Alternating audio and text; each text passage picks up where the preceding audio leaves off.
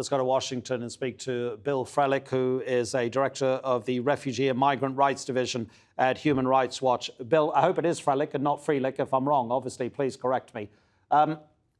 We know that, we know that pushbacks are illegal under international law. Greece is not the only country to engage in such practices, and states, they kind of give their own interpretation of what pushbacks are to justify their actions. Why is there a confusion in terms of the definition of this action, which is illegal?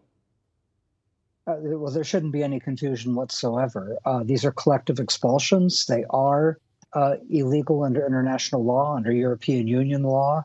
And the principle of non-refoulement is clear as a customary international law obligation, as well as a treaty obligation on various human rights treaties, including the Refugee Convention. So there really is no question at all as a legal principle.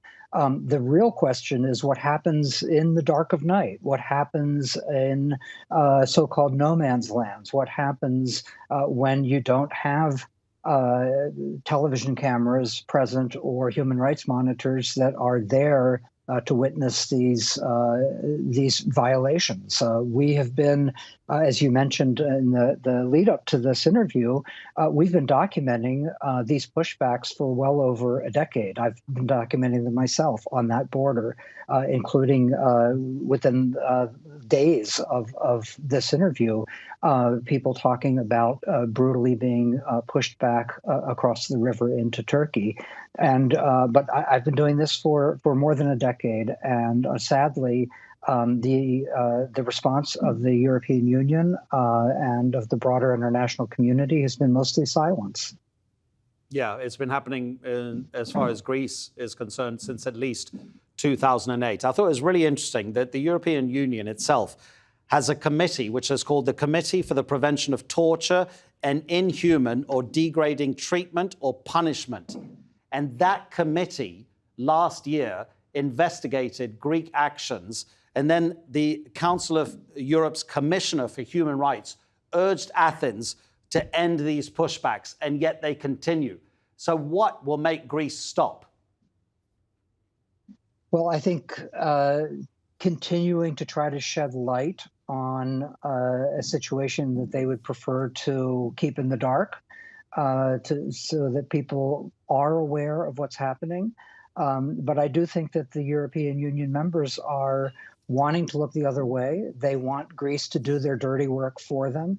Frontex, which is the external borders agency of the European Union, has some presence on the Greek border, but it's clearly been ineffective. And we've been quite critical of Frontex for itself not being true to its own guidelines on reporting abuses and monitoring these really horrible treatment of people on the border, stripping them down to their undershorts, taking off their shoes, stripping them of their belongings. In some cases that we've documented, we've talked to people where they had passports and they had documents that were in support of their asylum claims that were destroyed by guards at the border as they were pushing them back across the river.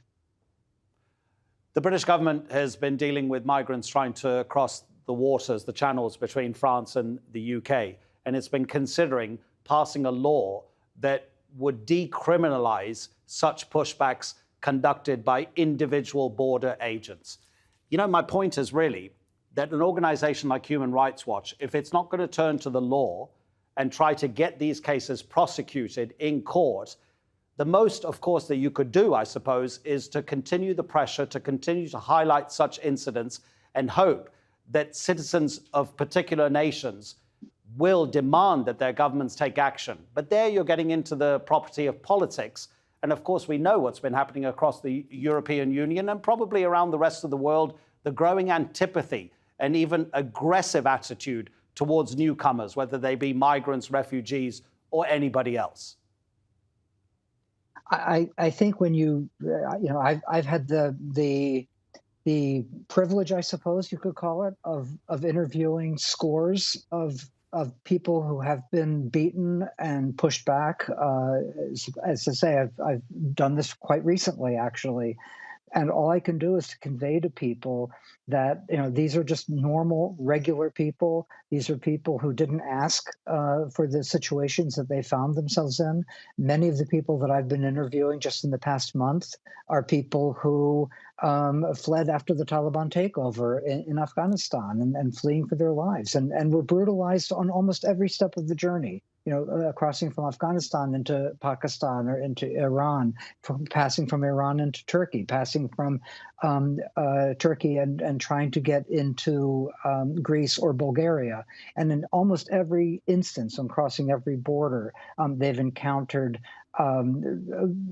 anything but a welcome that you would expect for people that are fleeing persecution, that are fleeing out of fear for their lives, and who really represent no threat or no harm to the people that would be hosting them. These people actually have a lot to offer, and they really should be welcomed. Bill, you know what? It wasn't really a throwaway comment that was made once, but somebody said that, remember, one of those refugees that you're not letting into your country could be the human being that finds a cure for cancer. It was just kind of food for thought to remind us all that they are human beings. Bill, really appreciate it. Thank you so much for talking to us on the NewsHour.